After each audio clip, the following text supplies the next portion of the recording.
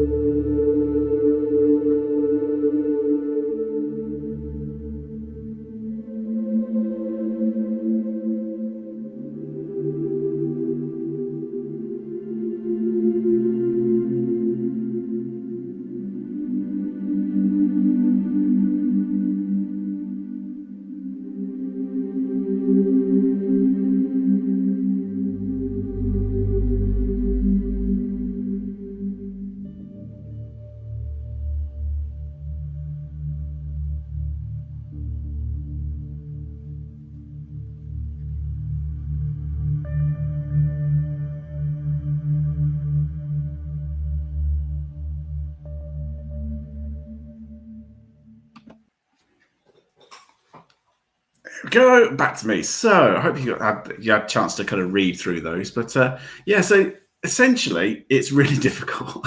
It's really difficult to kind of pinpoint exactly what a ghost is. And like there were in the comments there, ghosts are different things to different people. Like I said, I know people who have had different types of experiences, and actually most of the ones I've come across, or I've known people that have come across kind of ghost stories, there have been experiences where the figure has appeared really quite solid, so not some kind of ethereal kind of weird shape, but actually something that's solid where they have mistaken it for somebody else. Now, I'll start with actually. You may guys remember when I was in Paranormal Truth. Some of you may know this from the Paranormal Truth days, but I was used to investigate with a guy called Dale. And Dale wrote about an experience, I think it was in Haunted magazine, where he, I think he was out and about. He went back home near where his parents were. He was out and about in town, and he saw one of his mates from way back. Now, his mate is very apparently very obvious in terms of the character. So he had particularly shocking hair. He's kind of like a bit of a mad fashion sense, and it was really obvious and really clear to him that his mate, I can't remember his name, so he was on the other side of the road. Dale waved at him. He saw Dale, but didn't respond back, didn't wave back, or didn't shout, or didn't say hello, which he thought was a bit strange because it was an old friend of his. And he just carried on walking. Dale, I think, went to his mum and basically said that he'd seen his mate in the road, but it was a bit odd that he'd ignored him. And his mum was like, well, you couldn't have done because he died last month. I just forgot to tell you. Now, there'll be one of two camps. Either he's just mistaken somebody and he saw somebody else, or he actually saw a ghost of his friend who appeared really quite solid. Like I said, he was in no doubt who it was because of his mate's fashion sense, and also his mate's how he had his hair and things like that. And if you see a good friend of yours, you don't usually mistake them. So that was Dale's experience. Now, I've never had anything like that. So as now you've said all your happy hellos, evening, and all that kind of stuff, start telling me. First of all, I think on here, I'm just going to put in here, and I'm going to keep it on the screen. What are your thoughts, your theories, or your experiences? So if you haven't seen a ghost like I haven't, you might have an idea about what you think an actual ghost is.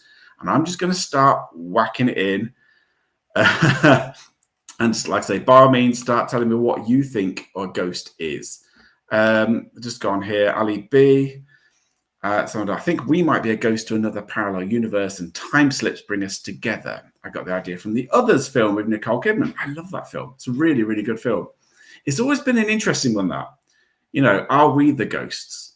Or are we just on, like I say, parallel planes where for whatever reason there's this kind of divide? Is it time slips? Are there people living in different times and we just happen to see just a recording of them? Yeah, very, very, very odd.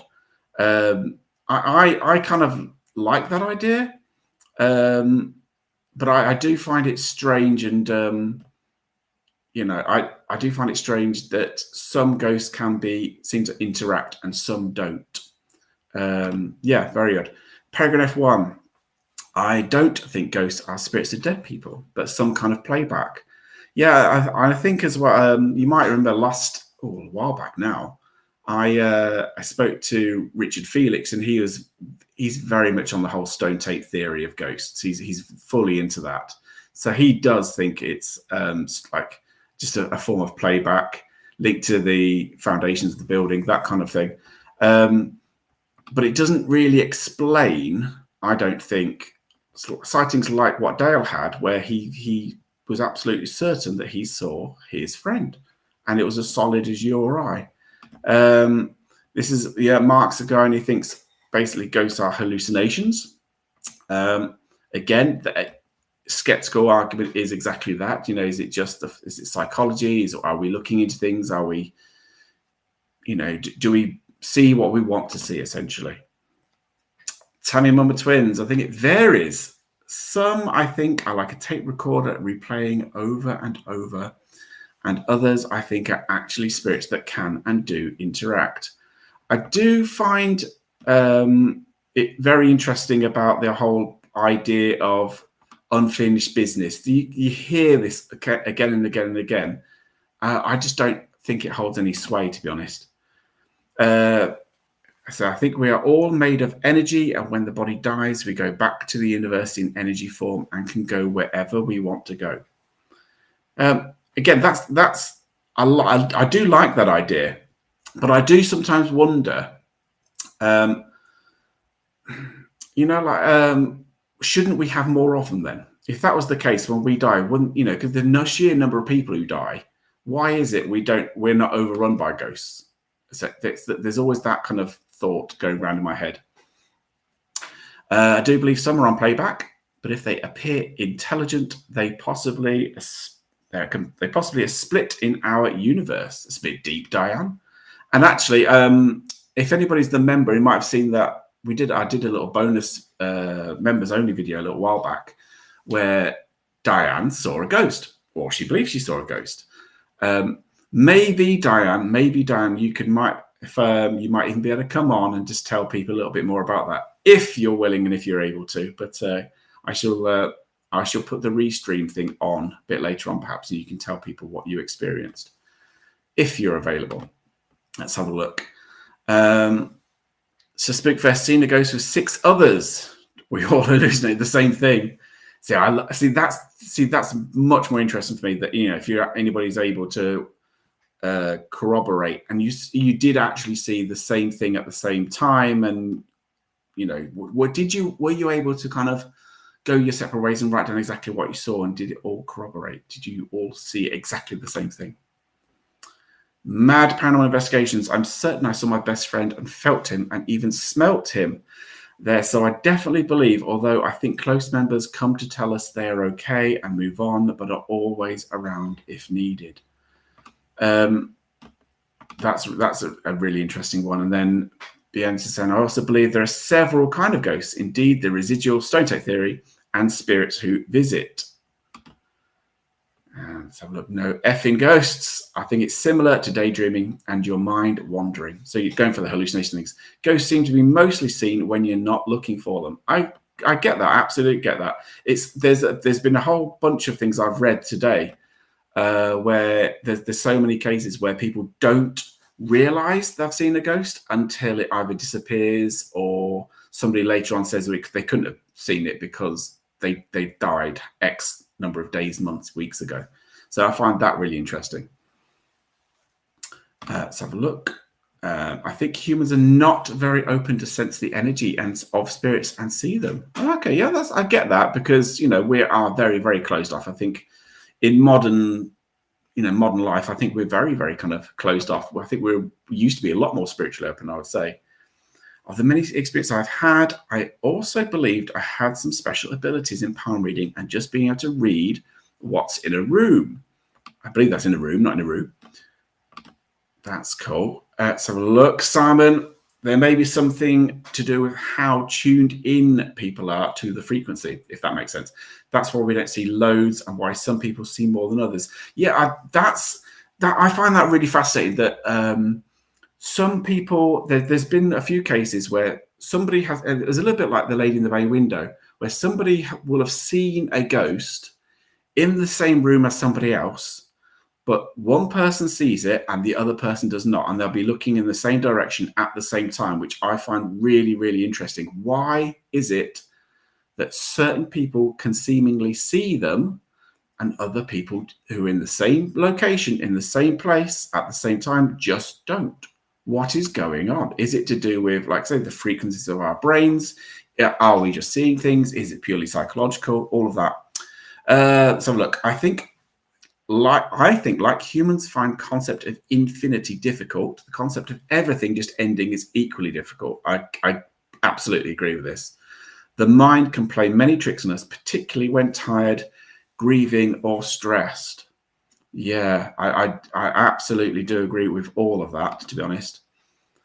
Let's have a look. Your different reasons for ghosts to be around. Not everyone becomes a ghost. Some can be intelligent. Some can be residual ghosts, like a replay of a tragic event or something like that. Yeah, you do. Obviously, you hear lots and lots of tales about ghosts in different situations and things like that. Yeah, it's so Kim's going, I didn't finish my comment. Well, come on. I know it only cuts you off after a certain point. Apologies. Okay. May be able to use my phone or tablet or phone. Well, that'd be good. If you could, that'd be good, because I think people watching, if they haven't seen the recording about your experience of seeing a ghost or possibly seeing a ghost, then I think that would be really, really interesting. I think people would like to watch, Diane. Okay. Lovely podcast. I made that you found this niche. Thank you very much, Chris. Raven, I saw a floating head staring at me after I suddenly woke up once. Oh, Jesus, that's terrifying. Okay. It was scary. And I thought it was a ghost for a long time, but it was most likely a hypnopompic hallucination. Yes, well done for kind of thinking critically, Raven, because, yeah, I think for a long time I'd have thought exactly the same thing. What's Phil say? If the spirits of our loved ones are watching over us, surely they can't manipulate the outcome of our lives. Otherwise, they would all be giving us all the lottery numbers. Unfortunately not. Unfortunately, yeah, that hasn't happened yet. Let's have a look. Oh, bless you, Tim, for getting people for putting the thumbs up. Here we go. Kim, there we go. What's Kim saying? I've had 4 experiences in my life, 2 visual and 2 audible audio. No one can tell me I didn't hear and see what I heard and saw. I don't think it's anything anyone can do on a consistent basis. Okay, that's a really good point, because I think with a lot of the paranormal, it's very, very, very personal. A lot of these experiences are so personal to people. I've been to lots of paranormal evenings, but going to my first seance soon. Cool. But I can't get the Toffee Crisp advert out of my head from the 80s. Do you remember that? I remember that. Google if you don't know what. I do remember that. Same as I remember the Only Fools and Horses episode with the seance as well, because that was hilarious. Anyway, getting back. Lionheart, it gets my back up when people use the DR60 and they know it's BS. Yeah. If I see it, I can't. To be honest, I honestly can't watch most YouTube stuff where the people start using things like DR60s. I just can't do it. Let's have a look. I believe there's something there, but I do not believe it's the people of the past all the time. It could be something that lives on a different plane where we cannot see them for what they are. Okay, that's actually really good. I really like that thought as well. What's Mad saying? Some see some sense, some feel, and I believe a few are fully aware but unsure why. Just my belief. April, thank you very much. That's perfectly good. I mean, we don't have any answers. There are no answers. And I think the first book I read, what was it? I think it was this one. There's one that I was looking at earlier, Dr. Leo, I don't know how, Ruickby. Really good book. And in that, it's quite a thick book as well. And he basically admits he's got no answers. Even all the research he's done in his life. Okay, what's this? Sam Hain, when I was about 13, I thought I saw something for a few seconds. It was outdoors and from the corner of my eyes. But even then, I was a skeptic and dismissed it. But the question of what it was remains. Yeah, I think actually if you... when there's a ghost pal when it's moist down the middle. Thank God Lee's not around, not yet. Bloody Lee. Yeah, Corvette. Right, me and my sister heard our grandmother a week after she passed away. She always said she would let us know after she passed away if she could, and she did. Me and my sister knew immediately that it was her, 100%. Funnily enough, I've not, like I say, seen a ghost. There's been a few occasions where something a bit weird has happened. And actually, India, my daughter's in the chat. I don't know if she's still there or not. But when she was a newborn baby for a little while, myself and my wife at the time had to live at my in-laws. And we had to live there for a bit. And we had to live in separate rooms. Don't ask. And the cot was by my wife's bed. And I slept in another bed. we were quite young. We didn't have a house, our own place, obviously, at the time. And one night we kept waking up to the light being on, but the bedside lamp being on next to the cot. So we'd turn it off, and then 10, 15 minutes later, it'd be on again. So we'd turn it off. That'd be fine. We'd check the switch and things. Absolutely fine. And go back to sleep. 15, 20 minutes, half an hour later, light would be on. So we said, so we questioned this, and the mother-in-law, ex-mother-in-law now, was absolutely convinced that it was the spirit, I think, of her father, her mother, who thought that because there was a baby in the house, she'd just be looking over the baby, and that baby's Indian. She's in the chat now. So whether that's a ghost or not, but there was some weird things in that home. There was always a strange feeling in that home as well, but I've not seen anything. Whether that's any kind of thing spiritual, I don't know. But people have so many personal experiences which they sometimes just can't put a finger on. Okay, enough of my waffling. Kim, it's a damn shame all these frauds and lies have made these experiences irrelevant. Yeah, that's a shame. It does become a bit of a laughing stock. Julie saying, I was 7 when I was walking to school and seeing a young girl in a frilly dress playing with a hoop and stick. She was there 1 minute, then gone the next. Oh, that is so cool, Julie. If you saw like some kind of Victorian child, that is proper Victorian child territory. If you continue, tell me more. I want to know more, because I love that. And being a teacher, that freak me out, I've got to say. I think people have different abilities. For example, I've never seen a ghost or spirit, but I can sense something. Very sensitive for energies. Sometimes you do go into a place and you do get a feeling, and it's nothing you can actually put your finger on. And like I said, I've been in places where all the hackles on my neck have gone up for no reason whatsoever. Nothing's been in there. But I do get that. I do understand that. Simon's just saying, I like the word hypnopompic. Don't we all? Don't we all, Simon? Tell me hours. What's that? I'll never forget the face kind of looked like Harrison Ford. Well, that's not a bad face to look at. That's okay. That's cool. Let's have a look. Oh, there, Julie, part 2. There were no other kids in the playground, or as I was late, she was as real as could be, and I remember every detail like it was yesterday. Oh, man. Yeah, I'm genuinely kind of jealous of that, because I would so love to see a ghost of a Victorian child in a schoolyard. How cool is that? Seriously. Welcome along, Mr. DSC. What's this saying? Claire will be in, but she's recording a video currently. Apologies, not a problem.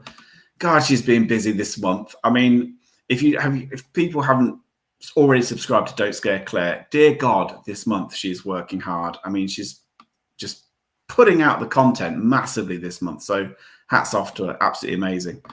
Let's have a look. Tammy Mo Twins. To be honest, I'm not my wake up to Harrison Ford's face. Exactly. That's what I thought. Can't do the Alice box. No, could I? And what's Laura saying? I saw my cousin the night he died. I was 11, woke up, saw him, and heard him say good night, Laura. The following morning, I found that he died from a car crash 10 miles away.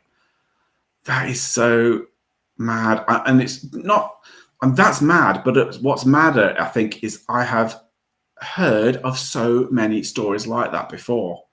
There's got to be something to it. Surely to God, there's got to be something to it.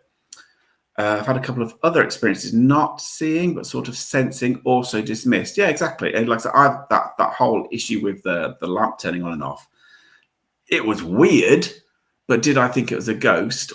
No, I'm more likely I was thinking, it's just a dodgy lamp. But but it does kind of make you go, ooh, is it? Anyway, let's have a look. What else we got? Simon saying, going into an area where something terrible happened, there's always a definite feeling. Even if you don't know the history, that may be something. Yeah, I think, and it goes back to psychology, doesn't it?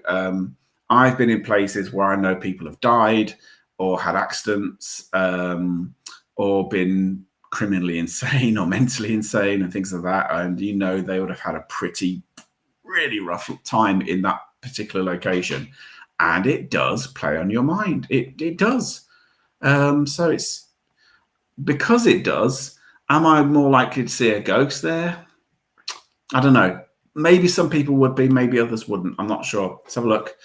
Could be a set of pareidolia and your brain portrays it as a figure or person. Yeah, I absolutely get that, Phil. Absolutely. Sam and Cody have bought a haunted school. God help us all. I would really genuinely like to know how, whether it was actually properly haunted. Has it been documented that it's been haunted before they actually bought it, or they bought an old school and now making out that it's haunted? I don't know. Tim, just in your message. Tim, who's got a great story. Absolutely, come on, Tim. You can come on if you wish, and by all means, come on in. What's India saying? That house is still as strange. It is, and I've not really kind of set foot in that my ex-in-law's house for a while, but it's got a weird feeling. And without going into too much detail, a member of the family also unalived themselves in one of the rooms with a shotgun. That's not going to help the uneasy feeling, I've got to say. But the fact that picture frames used to be wonky, or there would be, I can't remember, but there was a whole bunch of stuff that was going on in that house. It definitely had a weird atmosphere in that place. Let's have a look. Kim, I work in healthcare. I was working for a client that was staying in an assisted living home. I'd wander the halls at night. No one was up at that hour. I'm sure there's a second part 2 to that as well. Here we go. I knew there would be. I was walking toward the front desk and saw another elderly woman that I knew. I walked up to her, asking if she was okay. When I got to her, she turned and just disappeared. The next morning, I found out she'd passed in her sleep that night. I genuinely wonder how many people who work in care homes. I mean, my daughter recently worked in the care home. My mum worked in the care home for like 20 odd years or something. And if you're into nursing or working care homes or anything like that, I would genuinely love to know how common that is, because those kinds of stories do the rounds all the time. So I do wonder how common that is, but then it's underreported. Mr. DSC talking about Claire. She's the Aunt Bessie of the Paranormal History this month. Oh my God, she is properly rushed off her feet. Hats off to her. She's an absolutely, amazing how much content she's putting out. Gareth, anyone remember that ghost of Uncle Norman at Castle Leslie in Ireland? That's a good one. Do you know what? I would love to be able to say, yes, I do remember it, but I've seen so many TV shows and read so many books, I will probably get my stories mixed up. So yeah, I'm not even going to comment. Kaz, I think there is a brief window where they can make contact as they are passing over. Hey Lou, hi all, Sergey in Black Swan, York. Had a look at the haunted rooms. Everyone says hi, and the side of his lush. Man. And the Black Swan, that's haunted as well, isn't it? That's the one where the coins were kind of flicked off the fireplace, I think it was. Yeah, amazing. I fancy being in a haunted pub right now, I've got to say. Giuseppe, I'm dying to see a ghost. I have access to an apparent haunted church hall and want to do an investigation, but my mates are all girl pants and won't join me. For God's sakes. And I'm chicken to do it all alone. Go on, Giuseppe, do it. To get in there. If you can do it, do it. I mean, chances are nothing's going to happen, to be honest. So, and when you're in there, genuinely, if you do it for the first time, genuinely, I would say it's a lot easier than you might think, actually, and it's less scary than you might think once you're in there. Okay, so Spookfest, fear may bring out more activity. That's an interesting thought. Yeah. Simon, Patrick Moore said in his biography that when he died, he wanted a candle set up the next night at a certain time. He said he would blow it out to show he was there. Would love to know if this happened. I'm pretty sure it probably didn't. Let's have a look. What's Kim say? I stayed at the Spalding Inn, which was Jason Hawes and Grant Wilson's inn for a while. Oh, that's cool. We all went ghost hunting one night, and I was overwhelmed by the feelings I was having. I told a story in tears. Yeah, it can get quite emotional, particularly, but also if things are playing on your mind, things can get quite emotional. Let's have a look. Lionheart, good question. Are you going to do an investigation of anybody soon? I would love to do an investigation soon, to be honest. I mean, it's whether I go this side of whether, before Christmas, I doubt it, to be in all honesty. But I know that Beardo has already kind of offered for me to go out with him. So, I mean, I in the future, I am absolutely going to the whole idea of and how I want to go with the channel. If you don't already know, was I'm going to still do the podcast and still doing this, but basically in the future, what I'm planning on doing, what I really love to do, is do walk rounds in haunted locations. Not an investigation, so I'm not going out with a whole night vision camera thing, same as every bugger else on YouTube, but going to places around the UK that you usually can't get in to investigate, like castles and mansions and things which are either privately owned or might be run by the likes of English Heritage, and they charge a fortune to actually investigate the place. So what I'm going to do is basically go into like their various properties, do a bit of sneaky filming, and whilst telling the ghost stories linked to that location. So people who further afield, or whether it's around the UK or abroad, you get a better kind of sense of the history of our country.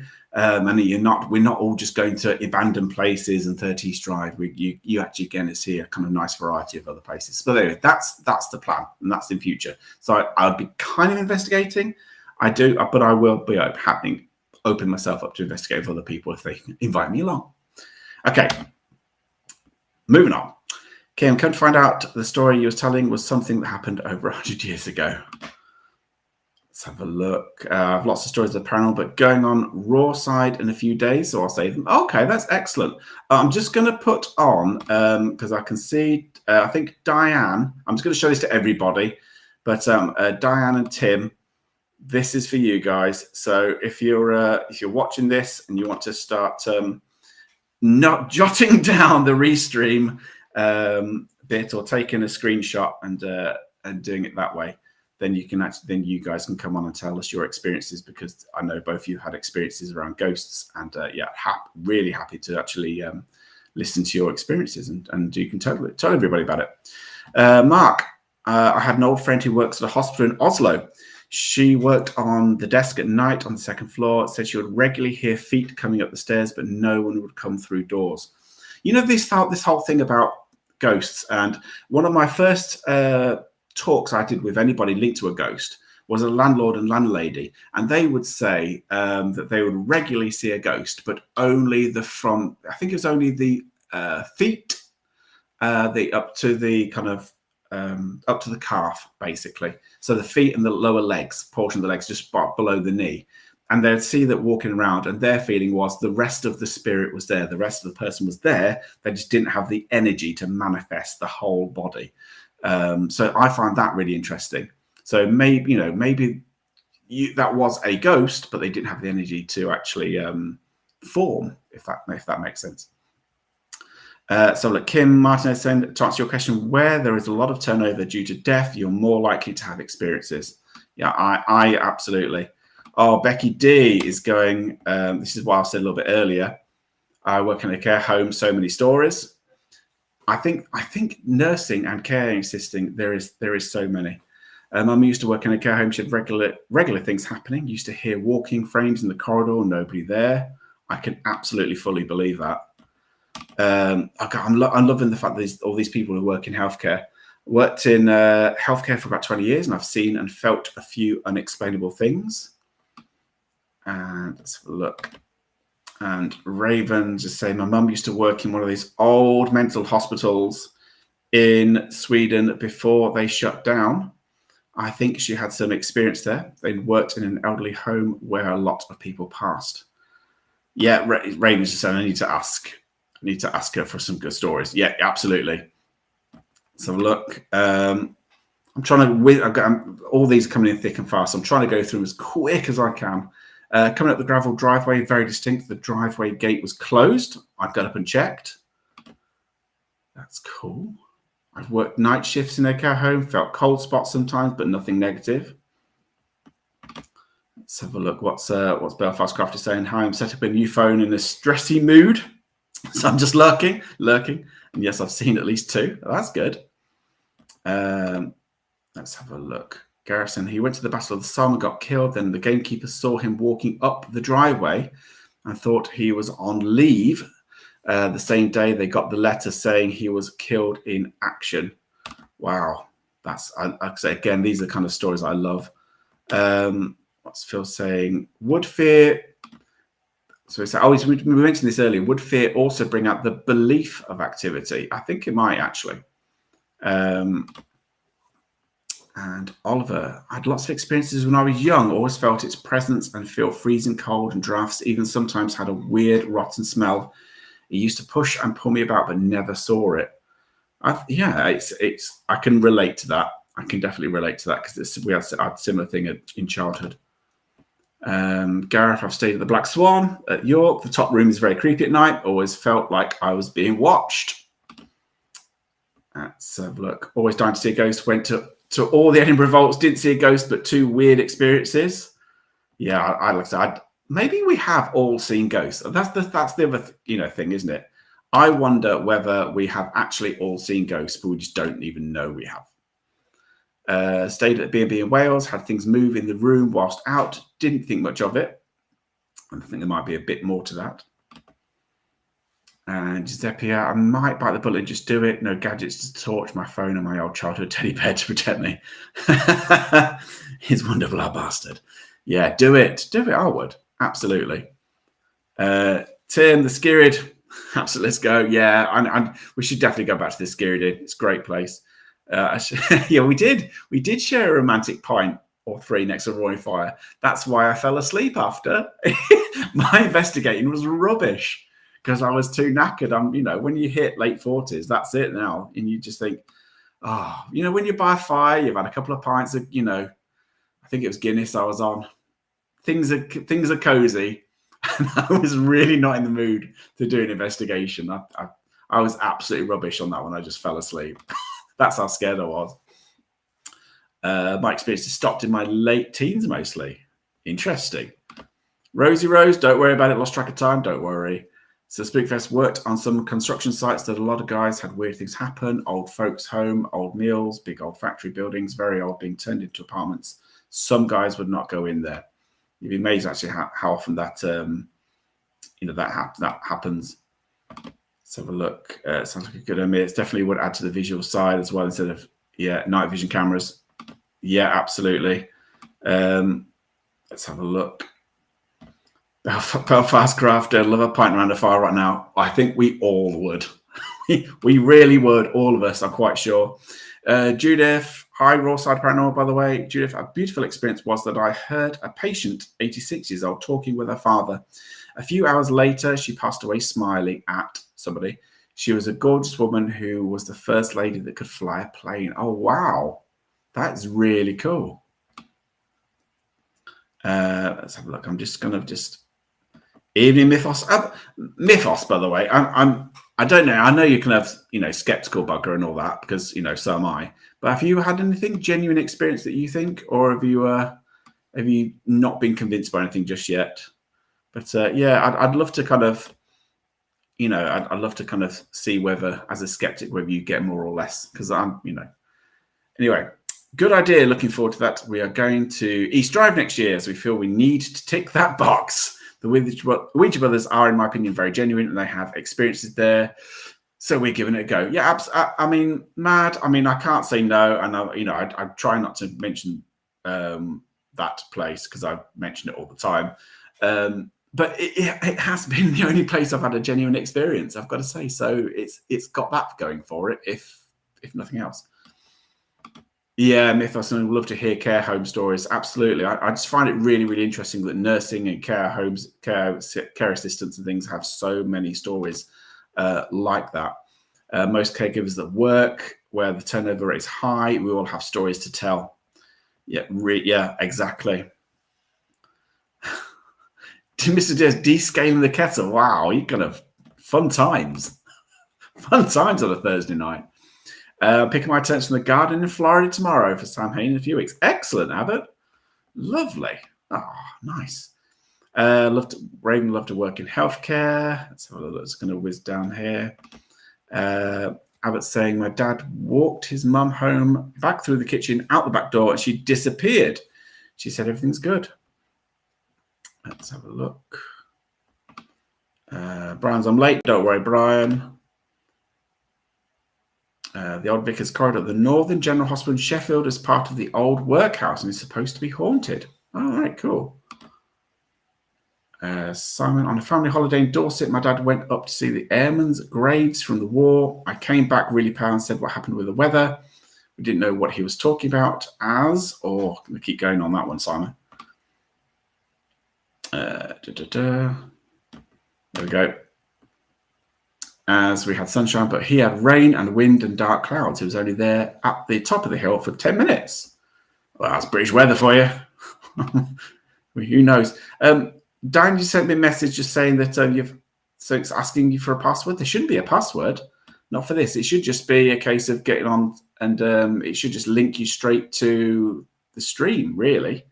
And just type in. If you yeah. So it should just be. It shouldn't really be an issue. You should be able to just click, type it in and click the link, and it gets you right here. But if you want me to show it back on the screen again, I'll put it back on in a bit.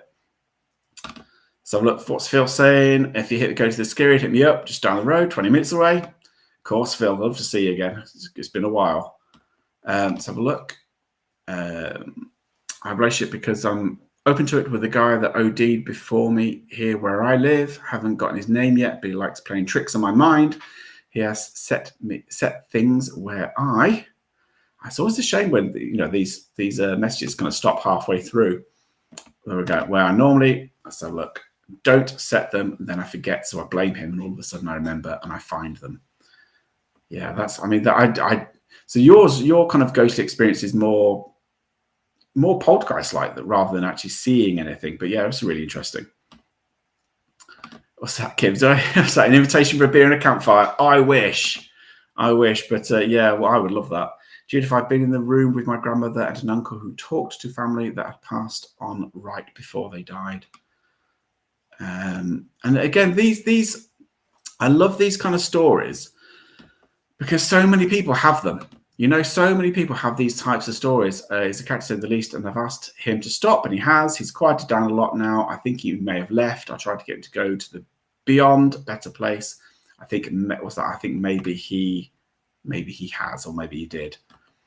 Let's have a look. Simon, on a family holiday in Dorset, my dad climbed a hill to visit the M. Oh, you've told me about that one, haven't you?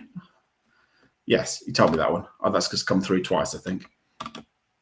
What's Janice saying? The care home I worked at was once a doctor's home and practice, not a happy family. My best friend was a patient and knew them all well. The doctor took herself out of this world. Let's have a look.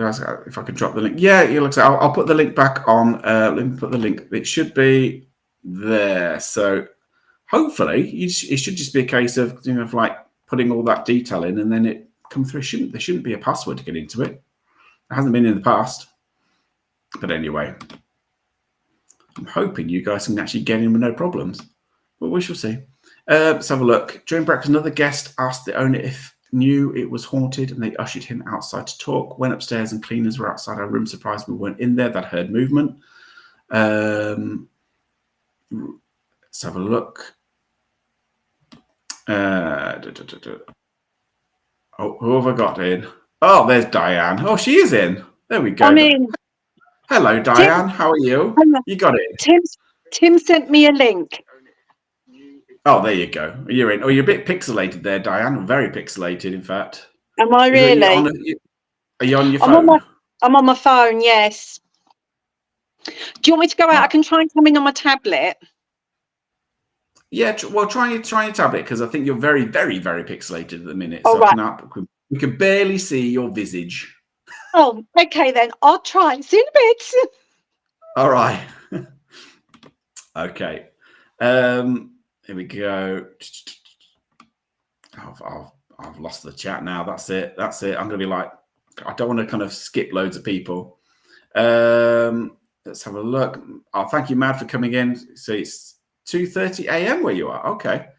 Hello from British Columbia, Canada. Hello, Spirit Queen. That's Abbott saying, I think we leave our trace frequency signature in places that mean a lot to us, whether negative or positive places that had great impact on us. Hell, it could be a bathroom at a gas station. I've known there to be people who have, like regulars in pubs. I've heard that story before, where there's a particular regular who, sits in a particular corner of a pub, which I kind of get that. I don't get, graveyard ghosts. I really don't understand why people would do that. I also don't understand why ghosts would hang around in prisons or mental hospitals, unless that, it just doesn't sit right for me. It just sounds a bit of a strange thing. Is she back on? Let's have a look. That's better. That's better. Good evening. Hiya, Diane. Hello. Hello. In the chat, say hello to Diane. You may have seen her, one of my mods, amazing lady, and she's very, very knowledgeable and been investigating for ages. And so if you've seen Diane's name, here she is in the flesh. How are you doing? I'm here. I'm a bit low. I need another cushion to. Hang on, I know what. You're all good. Yeah. Right then, Diane. So, obviously, you've come on because, unlike me, you have actually seen a ghost, or you believe you've seen a ghost. So, I know we did the longer Bodmin jail thing. So, anybody who wants to go into real detail can probably check out. If you remember, then you can see the Bodmin jail experience. But do you want to kind of briefly explain what you saw and how did you know, or were you left thinking that's a ghost, or what was your thought process when you saw this thing?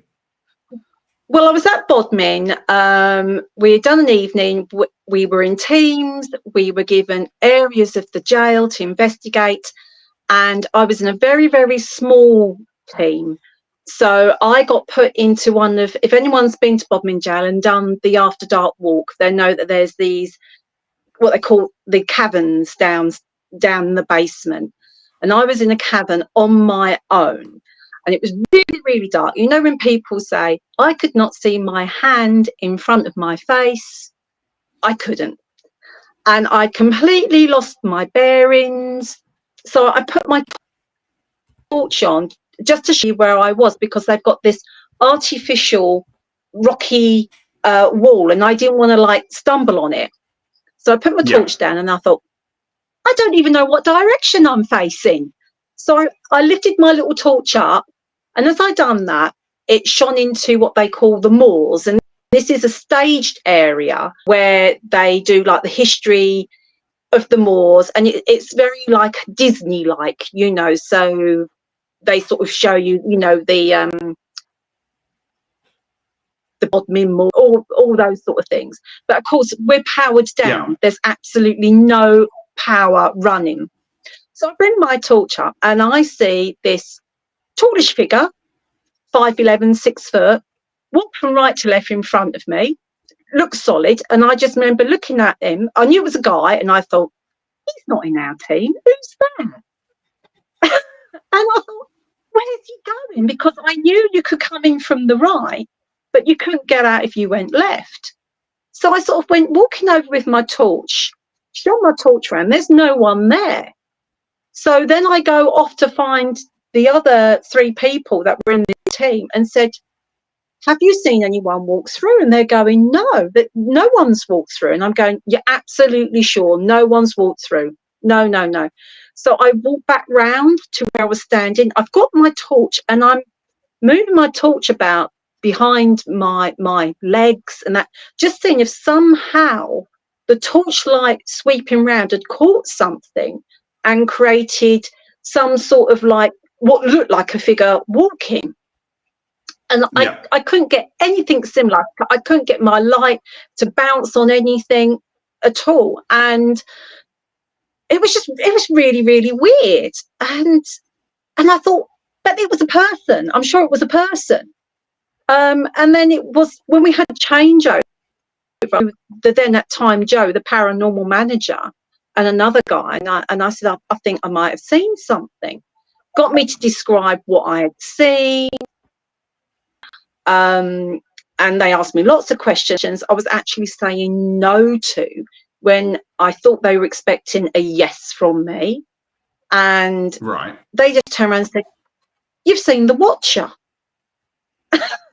So apparently there's this character, multiple people in this area they call the Watcher. And I don't think, someone said he does watch people, but I perceived him. He wasn't intelligent. He wasn't interacting. It literally was just like something replaying. I then went back to Bodmin Jail a month later during the day and went to exactly where I was with all the lights on to try and see, well, did I possibly see something that looked like this figure walking? And I couldn't sort of say, couldn't find anything. I had Gemma with me and also Dave Goulden, and I was explaining to them, and we were going over it, and we just couldn't seem to find a logical explanation, any possibility or anything. And to this day, it's still sort of bugging me. Yeah, because obviously you're kind of quite skeptically minded. You're not one to kind of who sees these things all the time, or kind of like has these kind of experiences. And I know you were just kind of afterwards, you were just trying to racking it through in your brain. So in your mind, you saw a replay ghost. That was, like I say, he's quite solid. So. As far as you could see, he was solid, and it was just replaying. Yeah. And this Watcher figure, was he known to, or meant to be, a prison guard, or do you know anything about the history of who this person's supposed to have been? No. I mean, as you know, at that particular time, especially when Joe was the manager, they were trying not to instill or put any images or information into people's heads. So if there was any strange occurrences or sightings, people weren't influenced by something maybe they had seen or heard. And even though I know Jem, and Jem was working there, she had never mentioned this character to me. All I know is the area I saw him was what was the hospital. Right, okay. And he appeared to be in white or very light coloured clothing. So maybe a porter or I don't know. Do you think you saw it because it was you, or do you reckon it was just something that's seen? Do you think it matters who sees? Because I've never seen a ghost, right? I've never ever seen a ghost, and I do sometimes think, because I'm skeptically minded, I'll never see a bloody ghost. But do you think it was you, or do you reckon it's just it could have been anybody who happened to be there at the time? I think that's sort of like the $64 million question, really, isn't it? I mean, I can say, obviously, I've been extremely fortunate in the years that I've been doing this. I've encountered quite a few spooky things, and I'm very fortunate, because I know some people do it for years and don't get nothing, don't get an EVP, don't get a strange noise. I just don't know. I mean, it could have been the circumstances. I was probably a tad anxious being completely on my own in that very dark, large area. Yeah. So I don't know if anxiety may have played a part in it. I don't know. But do you think, were you? I'm going to say it's nice, because there'll be some people that go, well, you just hallucinated it. You was in there expecting to see a ghost. It was a dark area. It was low light. And you're there to look for a ghost, and lo and behold, you saw a ghost because you wanted to see a ghost. What's your response? I've been doing this a long time. I've been a lot of places. If that's how I thought, I'd be seeing them all the time, wouldn't I? Basically. Fair enough. Yeah, well, you know what skeptics are going to say. They're going to say exactly that, aren't they? Exactly, and they're entitled to that. And I think you're going to, like, you've got lots of people that will always want to believe. Equally, you've got lots of people that are not going to open their minds up at all to the concept. So, never the twain shall meet, really. Yeah, exactly. So, exactly. But you know, I'm not a "Woo, it's a ghost," and run Yeah, around screaming and. yeah, you're not a woo-woo type, are you? Not really. A little bit. No, no. No, come on. You left me in that room, Philip's room at East Drive, when all the shit was going down. Yeah, we'll talk about that. We've got to sort that out. We've got to definitely get that together. So because I think that's a whole other story, which is just mental. So yeah, absolutely. Anyway, thank you, Dan, for coming in. I don't know if Tim's coming in or whether he's got any Is he issues coming in. lurking? Yeah, but yeah, thank you for that, Diane. It just helps kind of, paint a picture of a real sighting of a ghost, which was definitely us. Yeah, Very much needed. Thank you. We don't know. We can't find anything to debunk it or account for what I did see. So at this moment, we've sort of. Yeah, exactly. There you go. I would say, if I was you, it's definitely a ghost. No, 100%. No, there's no. I would just go around saying, "Yeah, I saw a ghost," because it sounds. I think I probably did. I saw something not normal anyway. Yeah, excellent. Thank you, Diane. You can get back in the chat now. You're Start welcome. carrying modding again. I'll speak to you Get soon. back to it. Bye. Right. Okay. So lovely, Diane. Obviously, and also if anybody's never heard of Bodmin Jail in Cornwall in England, it's well worth kind of looking up into the history of it. It's a fascinating place. I've been there only once, and I'd love to go back down. I think the last time I was there, though, it hadn't been converted into like a posh hotel. So I'm hoping the atmosphere is still there and it's not been all cleansed, if that makes any sense. Anyway, what have I missed? I've missed lots of people saying hello, hello, hello. And people, basically saying how lovely the community is. And it really is, actually. It is lovely. So let's have a look. Oh, look, Beardo's just saying that. Saying, love our community is so close-knit. Appreciate you all and the channels. And that's what's really good, actually. The more we do this and the lovely thing about this, not just this podcast, but also the fact that there's so many kind of people that, like I say, are kind of supportive of everybody else and kind of going into each other's chats. Talking of going into each other's chats, here he is. There's Dark Veil. Tim, how are we doing? All right, if I can work my bloody camera. Beardo, another Welshman for you. Christ, they're everywhere. You can't get us away from the place. You right? No. Yeah. Yourself? Yeah, good. I was trying to get on with when Dan was in, but I was having major technical issues, so I just gave up. Oh, it's funny. Well, your camera said, "Sorry, I'll just try and get in after." Your camera's a whole lot better than Diane's. That's good. Anyway, it's the Welsh Wi-Fi. That's what it is. Tim, obviously Dark Veil. People, no, yes. I know you as Tim, but you may have seen Dark Veil in the chat because he's one of my mods as well. Lovely fella. Even if he is a police officer, it's all right. You don't act like a police officer. No. That's how I get away with it. Yeah, exactly. Right then, Tim, you can regale us with your tale now. Well, there's two. So there's a longish story and there's a very, very short story. The short story is a bit gruesome, so I'll try and edit out as much as I can. But the first story, it goes back when I very first joined the police. So I'm talking like 20 years ago now. I was being tutored, so I was with a tutor constable. Out in the car together. Simple thing. Received a call. There's a disturbance in a flat in the town centre. I won't name where it is because obviously it's still there. So we go to the call, go to the job. It turned out it was two flats above a shop, if that makes sense. So you've got a block of buildings. The lower floor is the shop, and then you've got a single door to the side. And then once you go through that single door, it's a narrow staircase. You've got one level where there's one flat, another short flight of stairs, then there's another flat, and then a flight of stairs again where there's like a fire door, a fire exit.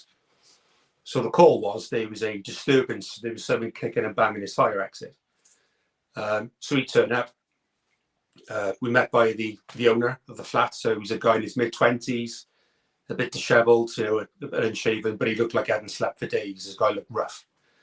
So we get a bit of a gist that, yeah, someone's in the corridor, someone's been trying to get out of that door, as opposed to get into that door. That makes sense. So we go up. It's only narrow. So my colleague goes to the door of the flat, which is being resided in, where the calls come from. And I go up and I check the fire door. No sign of any damage, no sign of any forced entry. There's no sign of anything. So I'm thinking, could it be one of the adjacent buildings where someone's gone to the roof that way and tried to get in through this door? I come back down the flight of stairs. I check the flat that's empty. Well, I established it was empty because it was all papers, letters, all that type of stuff stuffed in the door or underneath the door where the other residents have been bringing stuff up and leaving it at that flat. I go into the flat then with my colleague, and the only thing I can describe is the atmosphere completely changed. The flat was a straightforward setup, sort of living area, kitchen area, all in one, and obviously always going off to bedrooms, etc. And my colleague was just stood there still, and as I walked in through the door, she kind of just did that to me. So she didn't look, but she just kind of sort of glanced. I was like, "Oh, what's going on here?" And the two tenants facing her with a kitchen behind them. So I sort of stand next to my colleague, as you do naturally, start saying, "Well, look, everything looks fine. The door's secure. No one can get in. Obviously, you can get out in case of a fire, but no one can get in. Everything seems fine. This is the type of occurrence you've had before, this, that, the other."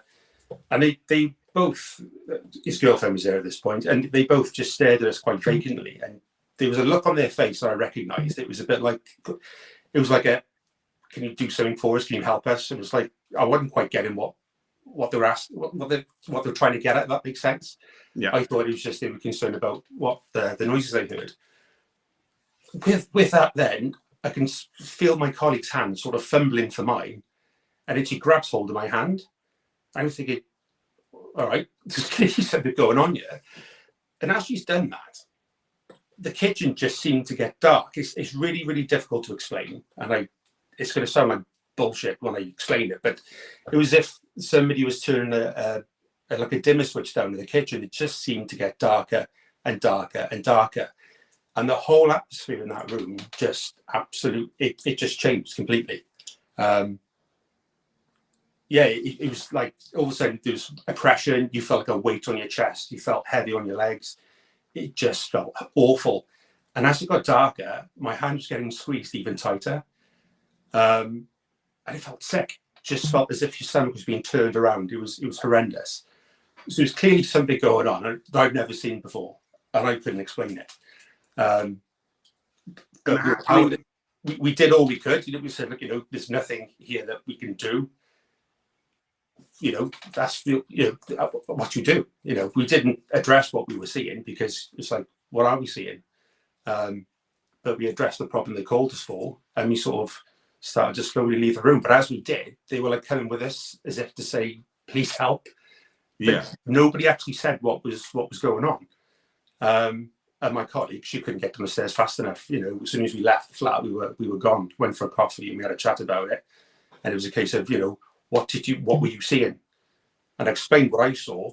And she said that was happening before you came in.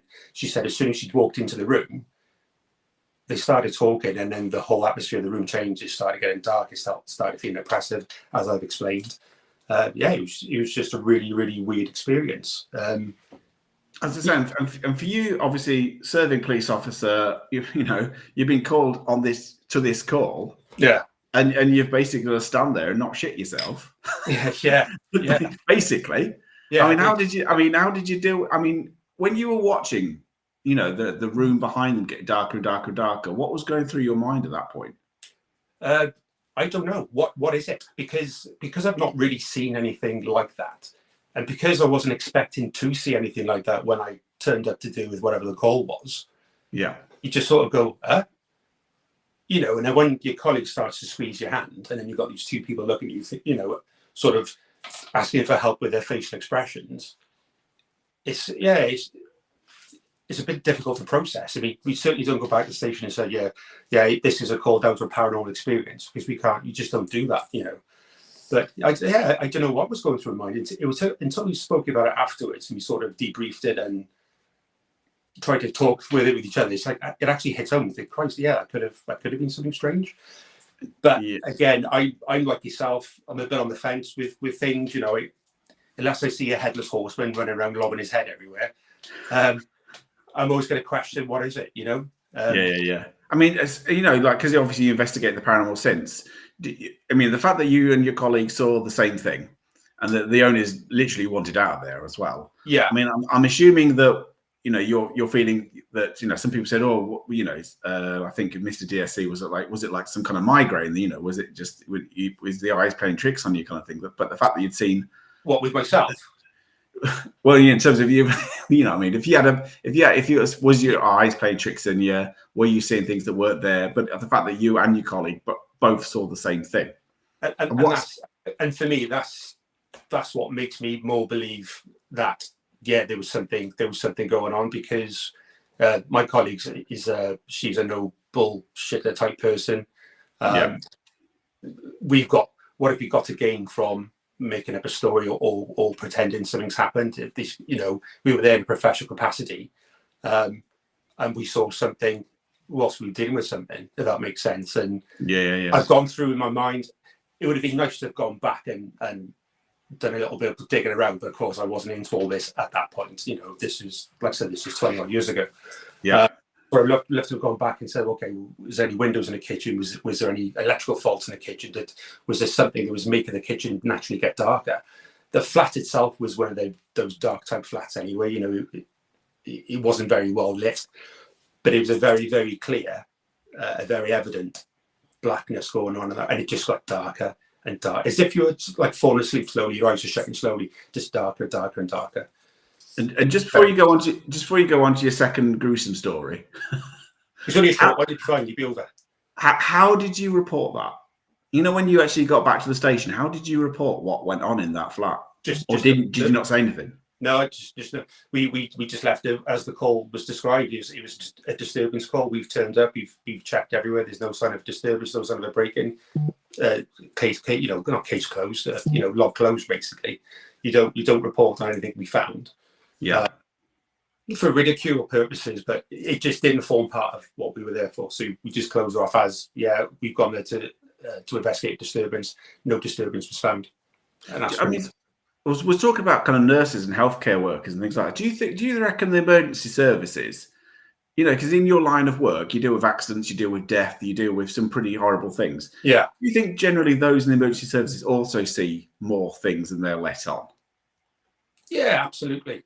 Absolutely. Everyone's got stories, you know, because like you say, you know, sometimes we're dealing with things at the darkest time of somebody's life. I've been at fatal road collisions as a traffic officer, and I've been at the scene of a collision where the deceased is lying on the floor next to me, covered up with a towel or a blanket, and he has to stay there for investigation purposes. I always talk to him, you know, oh, sorry for, you know, this has happened, you know, hope you're better off where you are now. So there's loads of professions that will be in that sort of situation. And to extent, I've you know, when I've attended hospitals for various jobs, you know, I've spoken to nurses, etc. They always talk about, the 14th floor, well, we never go up there because there's always something floating around, or, you know, they always tell the story when just before someone passes away, they see something, or they see that person walking around, and they find later, you know, if a short time later they've passed away. So there's definitely a link to that sort of line of work, because it's traumatic as well. You know, you see a lot of tragedy, you deal a lot of tragedy. People's emotions are set. So you're going to see things like that. Whether it's projected out of people, I don't know, but there's certainly a link to it, 100%. Yeah, absolutely. Right. The second story. Dare I ask? Yeah, it's only short, but it's a good one. So Diane knows about it because I messaged my friend about it, and I copied her into the message, and he replied saying, "Yeah, that was a weird day." So, as part of our traffic unit, we're also like a public order response team as well. So we've always got a public order carrier which is ready to go, which is our van. So it's a long wheelbase Sprinter van. It's full of riot shields, etc., etc. So we come in on a morning shift, and the night before there'd been a fatal collision up on one of the main dual carriageway up towards the heads of the valleys. It was quite a gruesome one because there was loss of limbs and things like that. So our task was to go up to the scene and basically collect up the body parts. The body's got off to the mortuary already, but there was bits and pieces left there which needs to be collected up and repatriated with the body of the mortuary. Right. So we've gone up as a team. We've put everything into bags that should have gone into bags. Everyone else is cleared off, and then we've just put these bags in the back of the van. And we thought, right, we'll just take him down to the mortuary and jobs are good. So as we're driving to the mortuary, now we know this van inside out because we've used it for years. You know, we maintain it. We know his little characteristics or his little idiosyncrasies. We know all that. But as we're driving down to the mortuary, the music radio suddenly decides to turn on. And we sort of looked at each other because, well, it's never happened before. I said, oh, stupid van, turns her off. Yeah. A minutes later, radio comes back on. Turned off. A couple of minutes later, it comes back on. And it did this the whole way to the mortuary. Kept coming on, off, on. Well, we turned it off, but it kept coming on and on and on. So as soon as we sort of repatriated what we could back to the doctors, the hospital, never came on again. So they stayed off. Nice. It spun my mate out. He was like, I can't believe that. Why has it gone on again? Do it again. Do it again. But no, I was there. So yeah, it's only a short one. Paranormal, probably not. Funny, yeah. I convinced him it was what was in the van. that is grim. Yeah. Simon was saying that was grim. That is grim. But that's mad. We make light of a dark situation, don't we? So yeah, I can imagine if it was paranormal, but probably not. Yeah, I can imagine coppers do that a lot. Actually, you know, like black humor must be very, very black humor. And imagine if police officers. Sorry. But that's it. Thank you so much. I mean, honestly, genuinely, really, really fascinating. I like to say it's fascinating to hear from your point of view. The fact that you're a serving police officer also gives it, I think, a decent, good amount of credibility. Plus, I know you're a credible fella yourself. So thank you so much for that, Tim. Okay. I'll go back to work, shall I? Yeah. Get back modding. I'll speak to you soon, Tim. Cheers. Take care, mate. Awesome. Right. I just love those kinds of stories. You know, this the kind of stories like that fascinate me. You know, regular kind of guys who absolutely just have some really, or not looking for it, but have a really weird experience like that. I find it more intriguing than if somebody was going out there looking for a ghost. Very weird, very weird. I'd love to get what your feelings on that. You know, was the radio turning on and off paranormal? Like Tim said, maybe not, but it does strike me as very strange. What's Diane saying about Mythos? Started to watch your most haunted video, Mythos. I've wondered about going myself, but seeing Yvette as blocked. Don't think I'll be able to get a ticket. I think anybody's with the paranormal community, or certainly the kind of skeptical lot, for any length of time, I think tend not to be admitted to most haunted things because we tend to get blocked quite quickly. Okay, yeah, Phil. I wonder Tim might even be able to remember. I wonder if he remembers. But so Phil's just saying, I wonder what the song was, and Mike saying the same thing. You know, basically saying, I wonder what the song was on the radio that was kept on playing whilst they transported the body parts. That is grim, though, isn't it? I've got to say. But yeah, I love that. Thank you so much, Tim. Absolutely. Like I say, I love those kinds of experiences because I just think they hold more water, to be honest. You know, yeah, really, really good. Wayne Dawson, if you had like an experience that you wanted to regale us with, I should put that stream link on there now for you. If you want to do a screenshot or something like that, or start noting it down, then absolutely, you can take a look. What's that? Is that John? Is that Seg? Is that John Fraser, the poltergeist John Fraser? If offered a position on a paranormal TV show, would you take it? That's a good question. I was close to being on a paranormal TV series. I don't know. I think one or two people may know about this, but I got as far as Zoom calls with Woodcut Media. And I was due to do the idea was I was going to commission a paranormal TV series where me and two other women would be going around different haunted locations around the country, investigating it for 3 days in each location to verify whether we believed it was haunted or not. That was the premise. And so I did these kind of Zoom calls, and they accept, and they were interviewing a few people.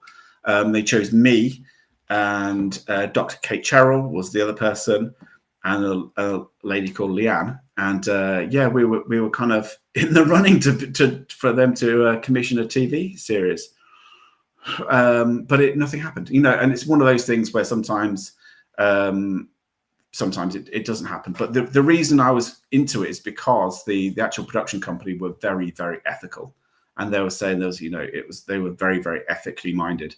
And because of that, I was like, well, maybe I would, maybe I'd be interested, but nothing came of it, as these things happen to do sometimes. But I was kind of toying with the idea, let's put it that way, if it was done in the right way. But it's always another different kettle of fish when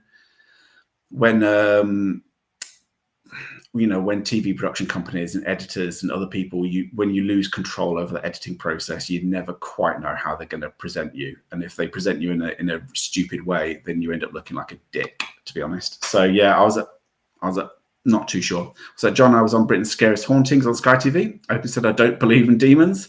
There, end of my TV career. Bless you. Well done, Phil, for sticking to your guns, though. God bless you. Well done. Quite right. Even like I said, just hello to Zeg. Done a spirit box. My spirit said I walked 500 miles and he's like a virgin. Oh, Jesus Christ. I love we've got spirit box jokes coming in. Let's have a look. So Kim saying, Zeg, just look how we all support each other. I feel so loved in the community. It's a lovely community now. I think we've got some great people. So Ghost Watchers, you didn't believe in the portals to hell in the kitchen? I can't believe it, Phil. Yes. Well done, that. I mean, I've got to say, though, Phil, well done. That's Ghost Watchers Inc. That's Phil.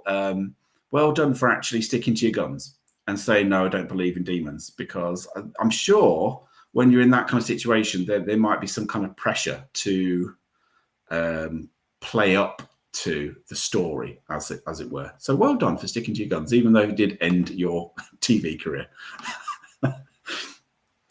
Also, I was on 60-minute makeover. Oh my God. I wouldn't admit to that. Jesus Christ. I would never, I should pretend I never saw that. Do you think more are contacted in dreams rather than awake by dead, or even possible between two alive people? I think that's quite a regular thing, actually, Mark. I mean, I know that after my dad passed away, my mum was regularly seeing my dad in dreams. So yeah, I do think, but I think that's part of the grieving process, and so I think that's perfectly natural and normal for that to take place. I think your brain is just trying to process certain things. Let's have a look. What's that? Wayne will probably come on next week. It'll be if you want to come on in the future, that's absolutely fine, Wayne. It'll be in 2 weeks, though, not next week, but in 2 weeks. Can't cook, won't cook. We're going to get on back on TV series now, but yeah, I do think that the whole dreaming of deceased people is very, very popular. Anyway, I'm going to be. I think what I'll do is we'll carry on for about another 10 minutes. Just what I'll do in this 10 minutes. I mean, by all means, keep telling me your theories, your thoughts, and experiences regards ghosts and things for about another 10 minutes or so. But I will just say, I will just tell some people. I did mention earlier that I've got everything booked now from now till the end of the year of different people. So I'm just going to very briefly tell you who I've got on. I was going to do like a little PowerPointy thing, but I thought I can't be bothered. So next week, some of you may, on Monday, some people may realize I have got Brian Allen, who is a ufologist who's going to be talking about portals, whether that's interdimensional portals and how UFOs are seemingly getting to us. And so that'll be a bit of an out there subject for me, because I don't know really about portals. Anyway, and it's a bit weird. So anyway, that's a Monday. So that'll be fun. You can watch me kind of scratch my head and look slightly baffled at it all. But anyway, yeah, that's on Monday. On the 28th, we've got Steve Parsons in again. So Steve is he's basically he's part of ASAP and he's part of the Society for Psychical Research. Incredibly knowledgeable fella, and I've got him on in just before Halloween to talk about the godfather of all ghost hunters, Mr. Harry Price. So Harry Price, if you don't know who Harry Price is, bloody hell, you should be ashamed of yourself. But Harry Price is basically one of the first ghost hunters, the original ghost hunters, the ones who became most famous. And most famously, he was associated with the Borley Rectory case. That one. So he's coming on to talk about Harry Price. After him, I have got a chap called Simon Entwistle, who's a lovely fella. He's been on loads and loads and loads of TV shows, and he's incredibly knowledgeable, particularly around about Pendle and the Pendle witch trials. So I'm going to have him talking. He does tour guides around that particular area, and he's very knowledgeable about the Pendle witch trials. So he's coming on for that one. After him, it's Don't Scare Claire. We're going into November now. After Don't Scare Claire, which will be amazing. We've then got Kenny Biddle, which will also be amazing. And then after him, we've got the Reverend Peter Laws, which is also going to be amazing.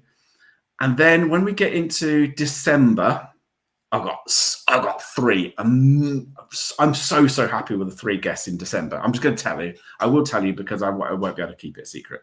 So one of the most, I would say, influential people in the UK regarding ghost hunting, and somebody who I've always respected because actually this person was a kind of a gentleman ghost hunter, like old school proper ghost hunter back in the 60s and 70s.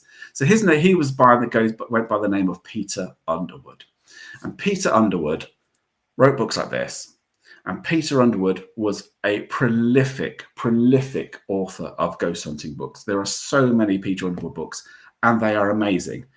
And I've got his grandson. I've got Adam Underwood, and Adam is going to be talking about his granddad. And so many of us now don't know much about Peter Underwood, or may not know about his legacy or his work and what he was like as a person and all of that kind of stuff. So I've got him on. And then after that, some of you may have seen there's a BBC TV series called Hauntings that's just come out. And the very first episode is about the Enfield poltergeist case. Now, I have been obsessed by the Enfield poltergeist case since I've been 14, 15. Unfortunately, most people involved in the Enfield poltergeist case are either dead or they just are impossible to get hold of. For instance, the sisters are impossible to get hold of. The original investigators, Guy Lyon Playfair, Maurice Grosse, both have passed away. So we can't really get on into any, but there's a photographer and there's a news reporter, and they are basically the only people who went into that property.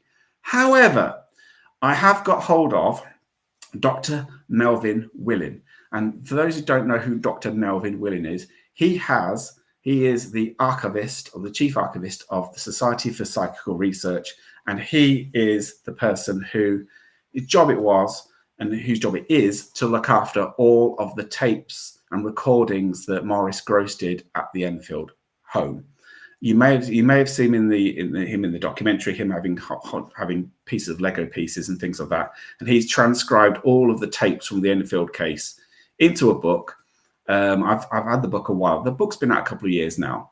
But when I saw him on there, I wanted to speak to him because in the book, he's basically transcribed all of the tapes, which I find completely fascinating and he didn't really comment on the tapes. He saw that it wasn't his job to comment on what he thought of the tapes. He kind of let the tapes do the talking.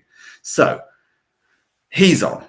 And then the last person I have got on before Christmas, I'm not going to do any more on the 23rd, which would be the last Monday before Christmas, but I think it's the 16th.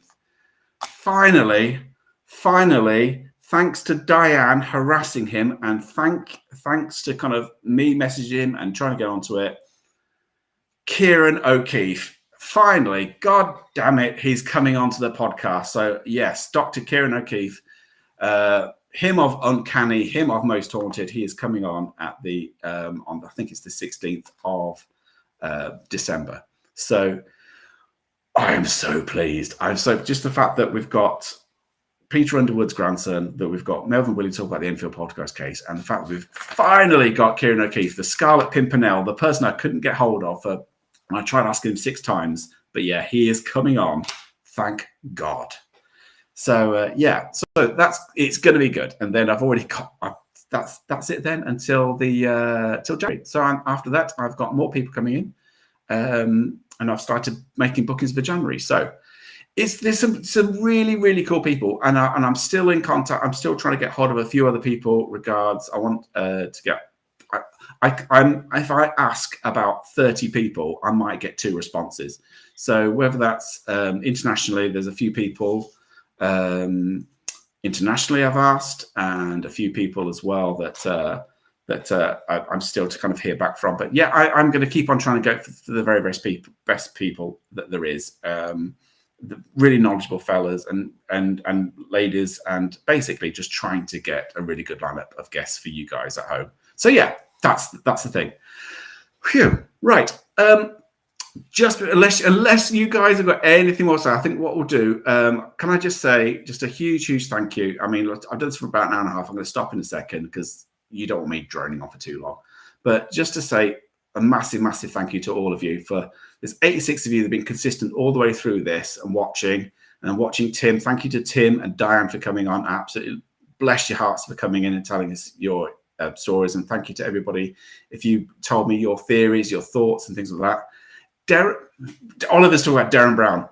Darren Brown, funnily enough, I went on his web site today, and he only tends to do media inquiries only.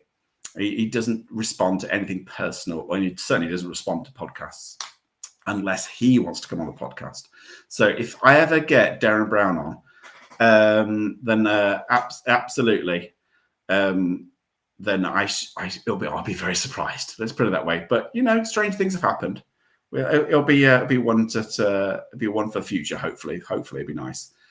Do I have an email? Yes, Kim. If you send me a message on Twitter, I'll send it. I'll send my email to you and then I'll send you my email to you. Let's have a look. No, thank you very much, Dr. Deb. That's, like I say, very, very kind. Bless you. Thank you very much. Yeah, like I say, I do try and get some a good range of guests, and I try not to get people who are kind of without any disrespect to kind of people who do smaller ghost hunting teams and things like that. I just want people who are particularly knowledgeable or experienced in their particular field, who have a real passion for it or have a real interest in it. Or like I say, particularly knowledgeable. So that's always been my remit. That's always been what I want to go for. And I was boring Diane and Tim yesterday with this, but to give you guys an idea, and I was so pleased by this. I'm really sad, sorry, but my closest competition in terms of paranormal podcasts like this, like a live stream, there's Dave Schrader's, which is Paranormal 60. And there's another chap as well in America, and they've got 20 times more subscribers than me. They're in 10. I think Dave Schrader's got 35,000 subscribers, whatever. But this little channel is growing 5 times faster than either of them, and that's down to you, and it's down to you guys watching and your support. So thank you so much. Genuinely, thank you so much for like I say, it's growing slowly. But thank you for that. But like I said, the response, the views, the subscribers, all of that, the growth of it is down to you. So thank you so much, genuinely. And if you haven't subscribed, please do think about subscribing if you've liked what I do and you've enjoyed this evening. Like I say, I've got, so many more guests that are kind of lined up, some really good guests in the future. So don't want you to miss out. And I'm sure there'll be lots of Gareth saying, what about the monkey merch? There's always merch as well, but I won't talk about that because I'll start sounding like Seg. Anyway, right, enough of all that. Yeah, thank you, guys. I'm going to, like I say, leave it there tonight.